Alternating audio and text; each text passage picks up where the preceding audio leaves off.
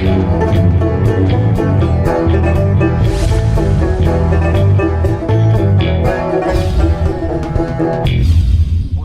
I'm the Deadwoodjedi, and this is a King Arthur's Legend Rise video, and I wanted to talk today about 5 things I really wish I knew before I even started playing. And I mean, some of them are really general, some are very specific, but there's when you're playing these games, you make these mistakes in the beginning. You don't really realize it until you get further down the road, or maybe they're not even mistakes. It's just things that I wish I knew that would make my gameplay a little bit smoother and a little bit better early on. But a lot of these things are just stuff I've learned along the way that I didn't know in the beginning, and I found pretty helpful as I did learn it, and makes a whole game and understanding it a lot easier. And this is really important when it comes to this game, because there's so much stuff going on. It can get very complicated. It can be very hard to figure out exactly what you're supposed to do. And so understanding a lot of these things helps a ton. And even for an experienced gacha player like myself, this is still something that is, a little bit challenging. This game especially, compared to most, there's a lot really challenging to figure out exactly what does what and understand all the mechanics in the game. Some of it I'm still learning as we speak. But I've been having a lot of fun playing this game. I've been playing for about a month and a half, 2 months.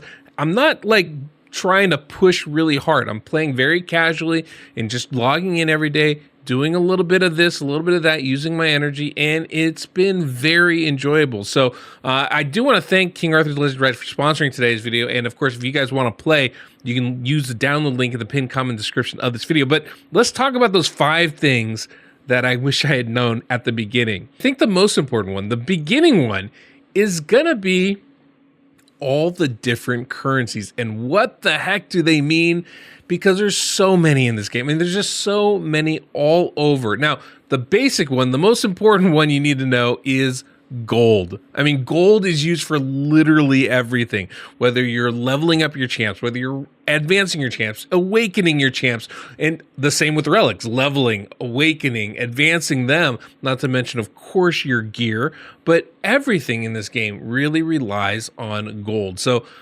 understanding that, I wish I had understood a little bit sooner how much. I kind of knew, but I didn't fully grasp it, because as you get higher and higher levels of stuff, whether that's awakening somebody or whether that's, ranking up gear, it gets more and more expensive. And I didn't waste a lot of it, but I would have been a little bit more judicious in how I spent my gold.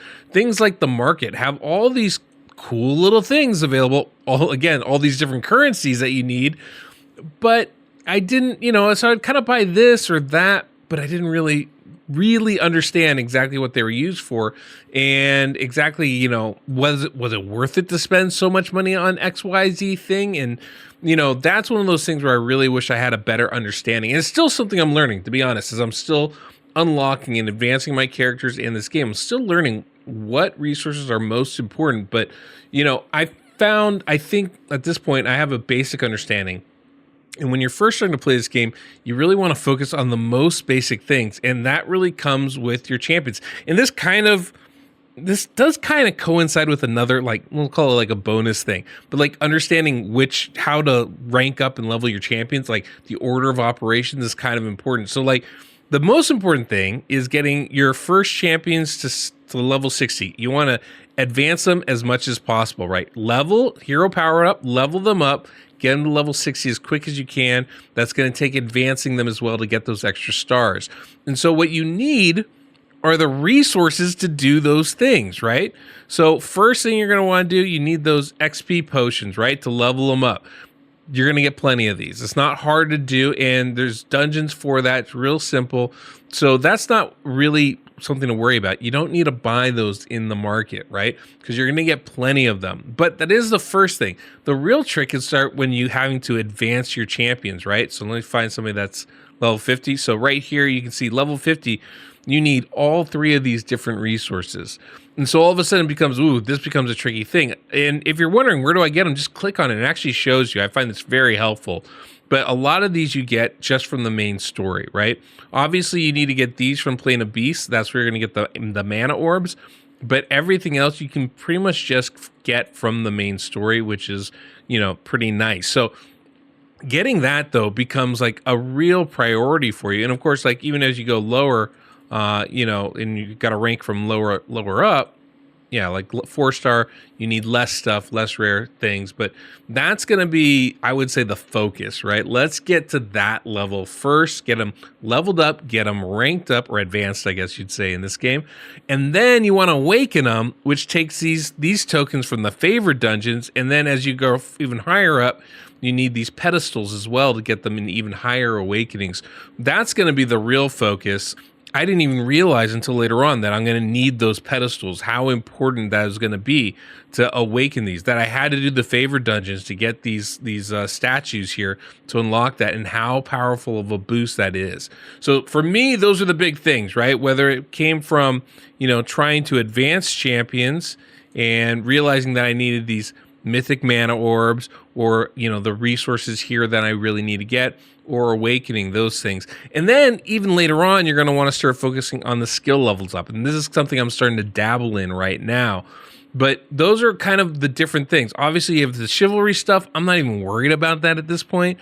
I'm just focused on getting, my champions awakened is my primary thing, and then skills is like my secondary one.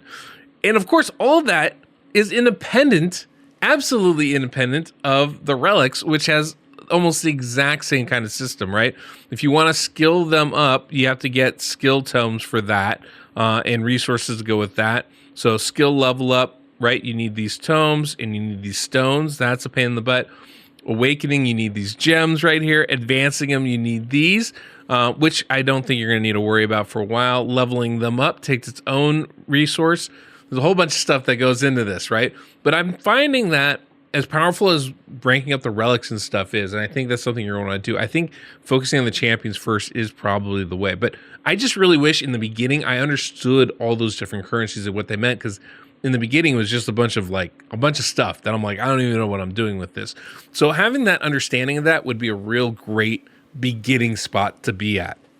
Oh, the next thing that I really wish I knew was the limited runs that you have in some of these things, because you're going to spend energy on most everything, right? Whether you're talking about the story, right? What is it called? If you're talking about the campaign, the main story, you're going to need stamina. If you're talking about most of these dungeons, the power-up dungeons, right? You're going to need stamina. If you're talking about the equipment dungeons, you're going to need stamina.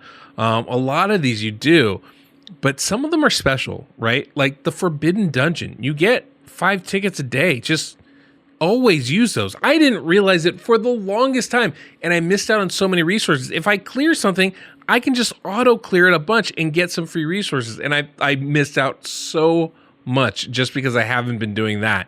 I mean, that one I'm really kicking myself for. The Sealed Temple, right?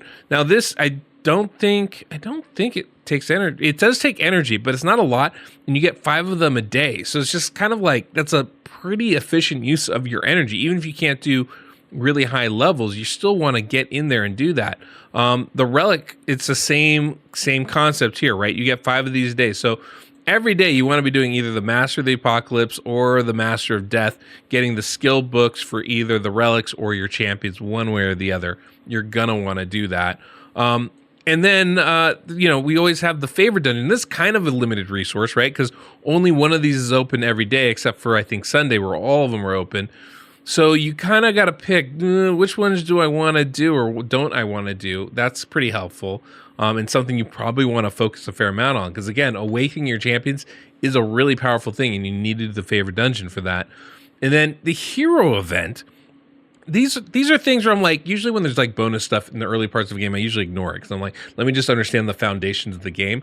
But this is great because, yeah, it takes a little bit of energy to do, but it's not like I don't have to farm it. I can farm it because they have their own shops and you can get some nice, sweet resources in the shops here, right? It's definitely worth looking at and seeing, are there things there that are worth getting and pursuing this event dungeon for? But I can always just kind of clear it, just kind of push as far as I can and, take it that way. And I think that's something not to ignore either. So those are kind of like those limited things that I just wasn't as aware of, didn't understand fully how important they are. I guess one more thing I will say, when you're choosing which heroes to level, you really want to focus on your first 4 champions, right? You need your main 4. Those are the heroes that are going to kind of carry you through. So you want to get them up to 6-star as quick as possible, level 60 and all that. One thing that's really helpful, and I didn't realize that, is having them be of similar or the same faction.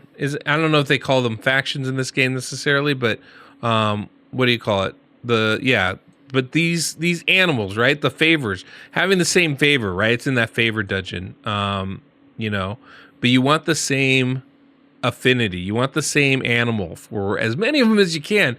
The reason why is it simply makes it easier when you're going through the favor dungeon. I'm like, I can concentrate on 1 or 2 things because the favor dungeon only advances from champions in that favor. I have hardly any crows leveled up. So we're pretty low here. Whereas if I go in, one of the other dungeons, I think the snake one, I'm like up to 7 or 8. I'm pretty far along. And so I'm getting better resources as I go through that. So it's just like a simple thing, right? Like my team right now actually isn't a bad showcase of that. My main 4, at least until recently, it was Kay, who's a stag. I had Tristan, who's a stag.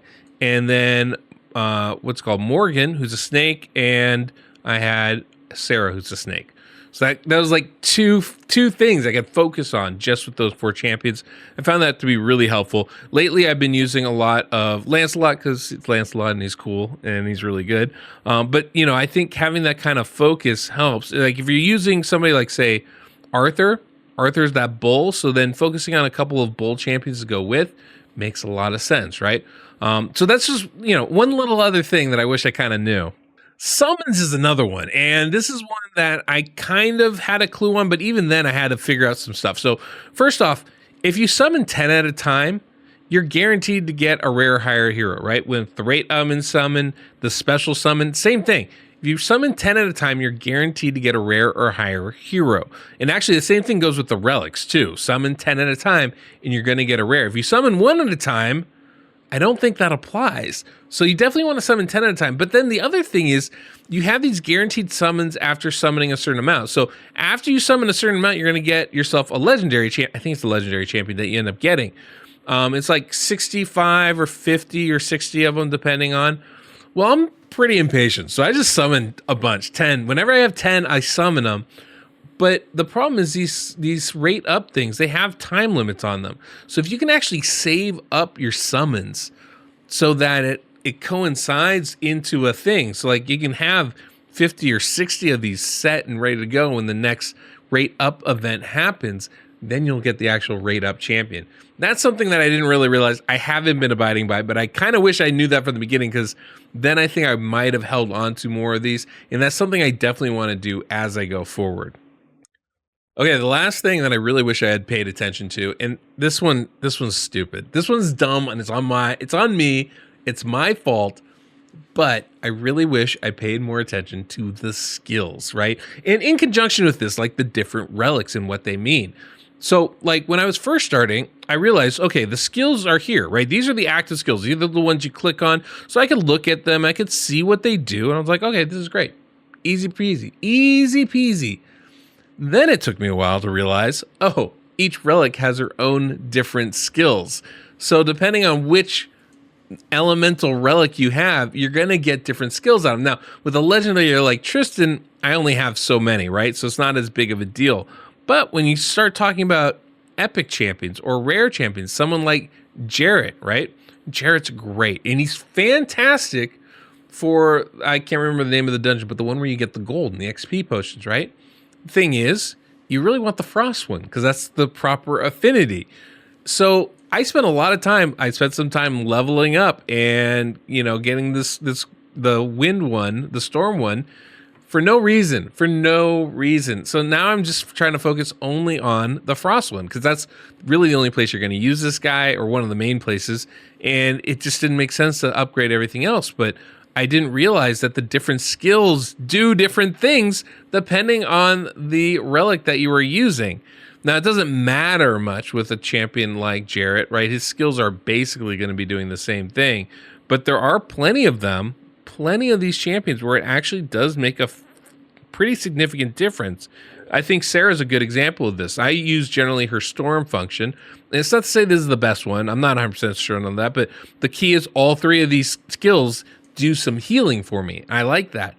I recently got the fire version of it, and I realized that, oh, this doesn't do any healing. It does debuff effects. Oh, this doesn't do any healing. It does debuff effects. Changes completely how you would use this champion. So understanding that made a big difference. And I just wasn't aware. And then the other part, and this is where I really feel stupid, is I did not pay attention to the passives.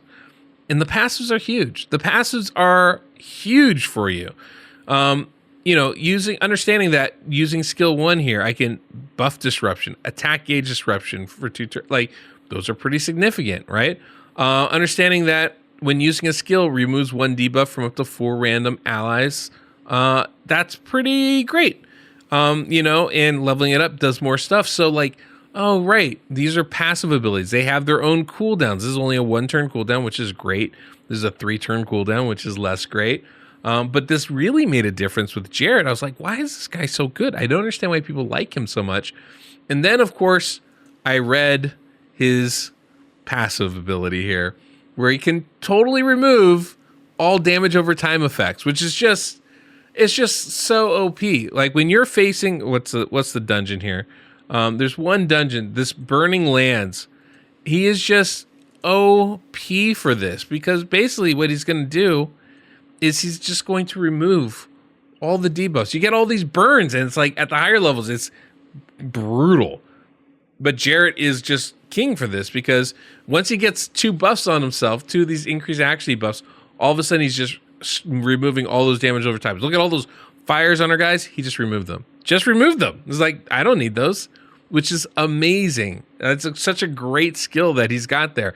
So understanding those things, kind of important. And I really, really wish I had looked at those a little sooner, because understanding what your champions can do makes all the difference as far as what team you're trying to put together. Anyway, those were 5 big things that I wish I understood before playing, but I'm getting a better understanding of it now. And honestly, this game has so many different, there's a lot of complexity to it and a lot of different ways you can go around doing things. And I'm really at the point now where my champions are leveled. I'm facing different bosses, and those levels are getting more difficult, where I really have to start paying attention to like which skills am I bringing in, which champions I'm bringing in, what affinity or what element of relic am I using for them, or having a major effect on the outcome of my battles. It's a lot of fun. It's a lot of fun because you're getting all these different combinations and really having to strategize in your approach to things. So anyway, I'm really enjoying this game. If you guys are all interested, please download the link. It's in the pinned comment description of this video. And again, thanks to King Arthur's Legend Rise for letting me play this game and sponsoring this video. So again, guys, thanks so much for watching. Hopefully this was helpful for you guys. Pretty basic stuff, but you miss the basics. You got to get those down first. I definitely missed some basics, so definitely set me back a little bit. Anyway, guys, thanks so much for watching. Until next we meet, I'm the Deadwood Jedi.